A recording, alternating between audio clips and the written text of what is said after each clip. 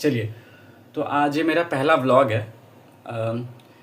मैं बहुत दिनों से सोच रहा था व्लॉग बनाने की, डालने की, क्योंकि और भी काम होते हैं मेरे पास और व्लॉग में थोड़ा आसानी से हो जाता है क्योंकि आपको उतनी ज़्यादा एडिटिंग करनी नहीं होती, क्योंकि एडिटिंग में बहुत ज़्यादा टाइम भी चला जाता है और एडिटिंग मुझे आती भी नहीं और ना ही मैं सीखना चाहता हूँ। क्योंकि मेरा मानना है कि अगर आप यूट्यूब पे कोई वीडियो डाल रहे हो तो आपकी खुद की क्रिटिकल थिंकिंग होनी चाहिए, आपकी खुद की नॉलेज होनी चाहिए, ना कि जो नैरेटिव चल रहा है सोशल मीडिया पे या न्यूज़ मीडिया में या बाकी जो सोसाइटीज़ में, वो नहीं होना चाहिए। कुछ हट के कुछ अलग, कुछ डिफरेंट आपकी खुद की अप्रोच होनी चाहिए, है ना। तो इसलिए मैं ये ब्लॉग डाल रहा हूँ। तो चलिए बात करते हैं। भारत में जो हड़ताल चल रही है, भूख हड़ताल, उसके बारे में बात करते हैं। पहली भूख हड़ताल, आपको लग रहा होगा सोनम वांगचुक के बारे में बात करने वाला हूँ, लेकिन ऐसा नहीं।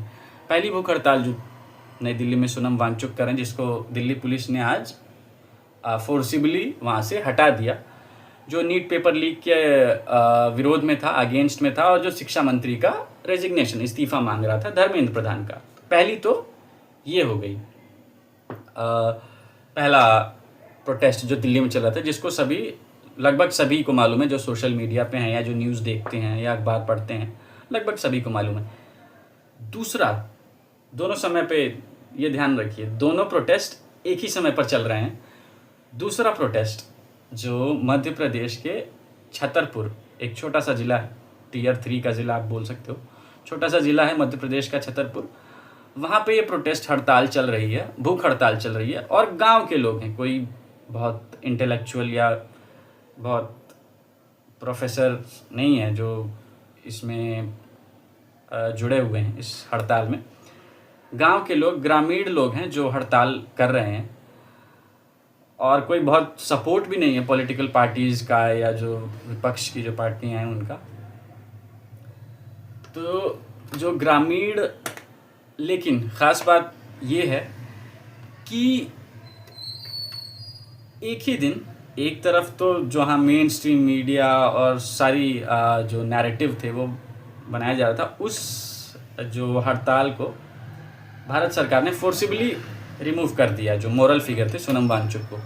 जबकि ये जो दूसरा प्रोटेस्ट था, जो मेन स्ट्रीम मीडिया में आया भी नहीं, जो बहुत लोग जानते भी नहीं, उसका तुरंत जो प्राइम मिनिस्टर ऑफिस, प्रधानमंत्री कार्यालय है, उसने संज्ञान लिया। तो ऐसा क्यों, ये मैं आपको बताऊंगा, बाद में डिस्कस करेंगे, लेकिन पहले इस हड़ताल के बारे में जान लेते हैं। तो इस समय Ken Betwa river link project चल रहा है, भारत सरकार का एक ड्रीम प्रोजेक्ट है, और उस प्रोजेक्ट में एक डैम बना रही है भारत सरकार, धौधन डैम। तो ये जो धौधन डैम बन रहा है, इसमें जो करीब, ये पन्ना टाइगर रिजर्व, मध्य प्रदेश में एक टाइगर रिजर्व है, बहुत फेमस, आप सभी जानते होंगे, वहाँ से होकर गुजरेगा ये धौधन डैम।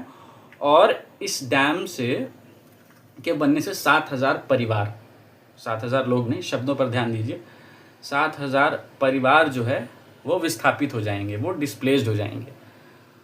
तो जो ग्रामीण हैं, जो वो कह रहे हैं कि हमें इसका कंसेशन दिया जाए, हमको अगर डिस्प्लेस कर रही है सरकार तो हमें इसका, जो उचित लोगों को, जो सही लोग हैं, उनको इसका कंसेशन नहीं मिल रहा है, कंपनसेशन जो नहीं मिल रहा है इस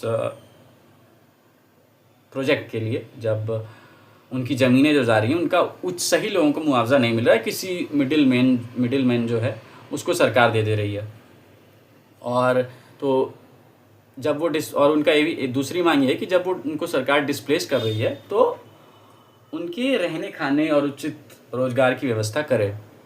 तो ये दो चीज़ें हैं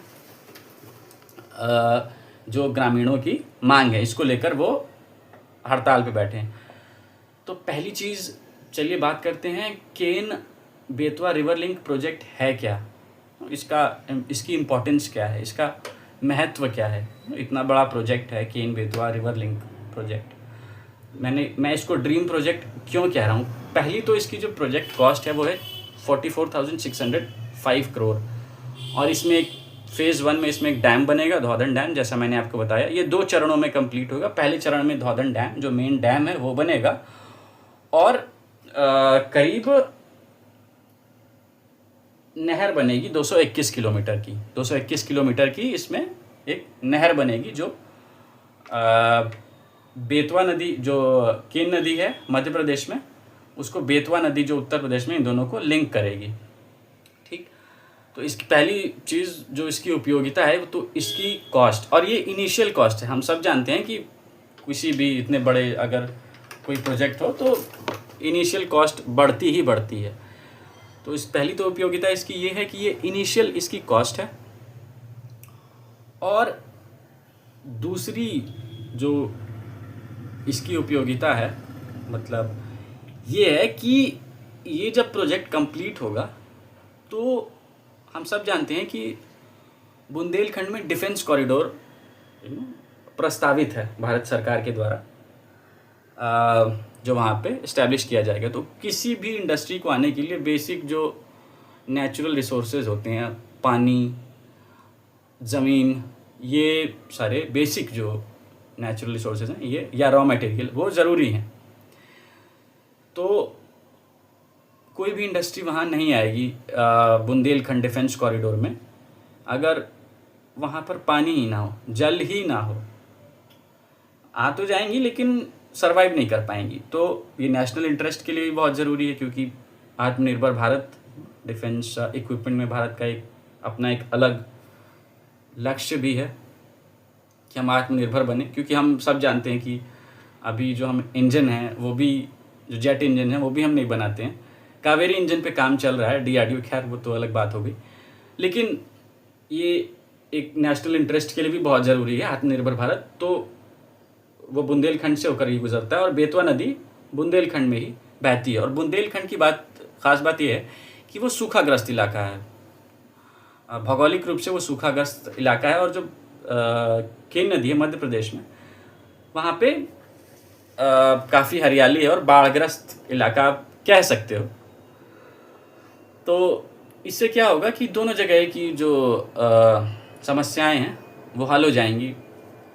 जब बाढ़ आएगी इस नदी में, केन नदी में, तो इसका जो सरप्लस पानी होगा वो बेतवा नदी को डाइवर्ट कर दिया जाएगा सूखाग्रस्त इलाका, ताकि वहाँ के लोगों को इसकी सुविधा हो। ठीक, तो आइए कुछ आंकड़ों को देख लेते हैं। पहले मैं आपको बताना चाहता हूँ कि जो रिवर लिंकिंग प्रोजेक्ट है, इसको जो पहली जो कल्पना की थी वो 1980 में भारत सरकार ने की थी नेशनल पर्सपेक्टिव प्लान के तहत।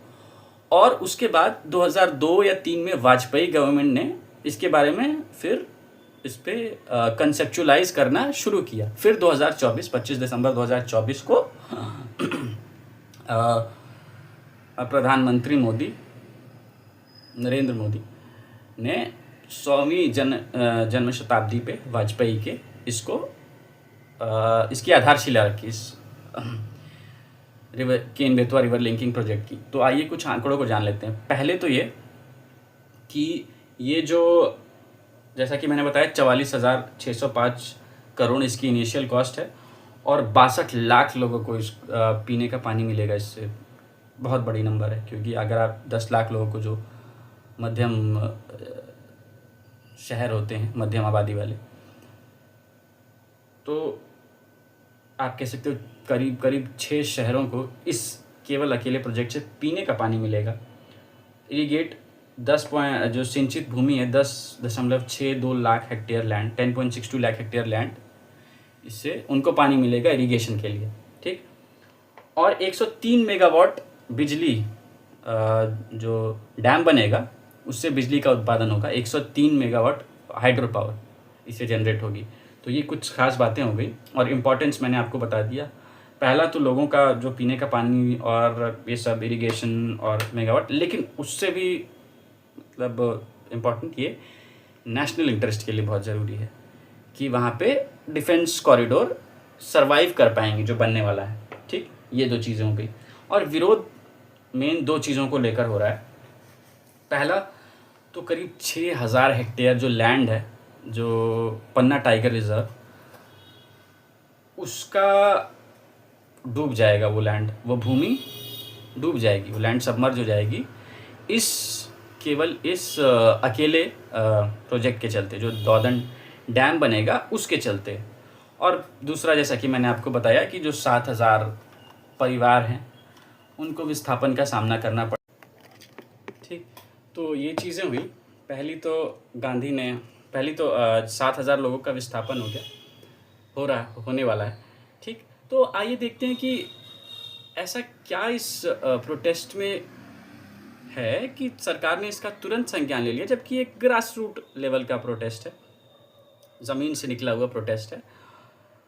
लेकिन जो एक बड़ा प्रोटेस्ट जो नई दिल्ली में चल रहा है जंतर मंतर पे, उसका सरकार ने, जबकि एक ही समय पर, लेकिन इसका संज्ञान ने, वो भी पीएमओ ने, जो हाईएस्ट एग्जीक्यूटिव बॉडी होती है, उसने इसका संज्ञान लिया। ऐसा क्यों, क्या कारक हैं इसके? तो जब आप देखेंगे, अगर आप सोशियोलॉजी के स्टूडेंट हो, तो अगर आप देखोगे तो पाओगे तो इस प्रोटेस्ट में वो सारी चीज़ें मौजूद थी जो छतरपुर में जो प्रोटेस्ट हो रहा है।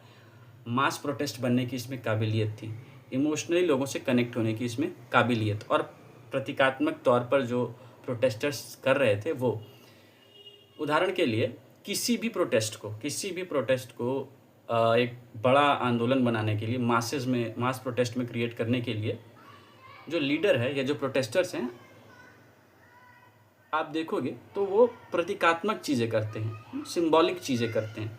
इनका असल में कोई वैसा इम्पैक्ट नहीं होता, लेकिन वो सिंबॉलिक चीज़ें इसलिए करते हैं ताकि लोगों का ध्यान जाए, और जब लोगों का ध्यान जाएगा उस ओर, और अगर वो जेन्युइन होगा तो फिर वो उसका जो मैसेज है वो फिर आग की तरह फैलता है लोगों में। ठीक, पहली चीज़ ये। दूसरी चीज़ ये, प्रोटेस्टर्स जो होने चाहिए और जो लीडर हैं वो इमोशनली कनेक्ट कर पा रहे हैं कि नहीं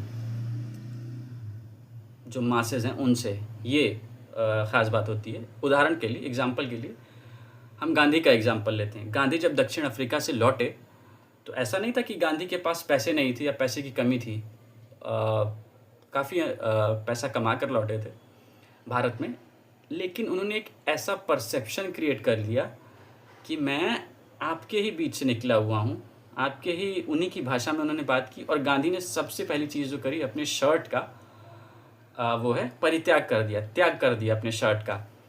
तो इससे उन्होंने, जबकि रियलिटी कुछ और थी, गांधी के पास पैसे बहुत थे, लेकिन उन्होंने एक परसेप्शन क्रिएट कर दिया, अपनी एक इमेज बना ली उस लीडर ने, कि क्योंकि उस समय के भारत में अगर आप देखोगे तो रोज़गार का साधन था नहीं, इंडिजिनियस इंडस्ट्रीज़ जो है वो अंग्रेज़ों ने ख़त्म कर दी थी, और ग्रीन रिवॉल्यूशन भी नहीं हुआ था, तो अन्न का उत्पादन भी उतना नहीं हो पाता था ताकि लोगों का पेट भर सके। सूखा अकाल समय समय पर पड़ता ही रहता था, तो भारत की जनता आमतौर पर गरीब थी। तो गांधी ने यह भाप लिया, गांधी की एक कनिंगनेस थी कि गांधी उन्हीं की बोलचाल की भाषा में, आम जो हिंदी, उन्होंने इंग्लिश लैंग्वेज का यूज़ नहीं किया, जो आम हिंदी की भाषा थी उसी में उन्होंने जो है कम्युनिकेट करना शुरू किया। और कम्युनिकेशन से ज़्यादा जो सबकॉन्शियस माइंड, जो अवचेतन मन पे जो प्रभाव पड़ता है कि आप अपना परसेप्शन कैसा बना रहे हो, जो अनकही बातें हैं जो गांधी ने की, गांधी ने अपने शर्ट का परित्याग कर दिया, तो लोगों को लगा कि हमारे ही बीच से निकला हुआ कोई गरीब लीडर है, जबकि हकीकत कुछ और थी। तो सबकॉन्शियस माइंड में एक बड़ा इम्पैक्ट पड़ा।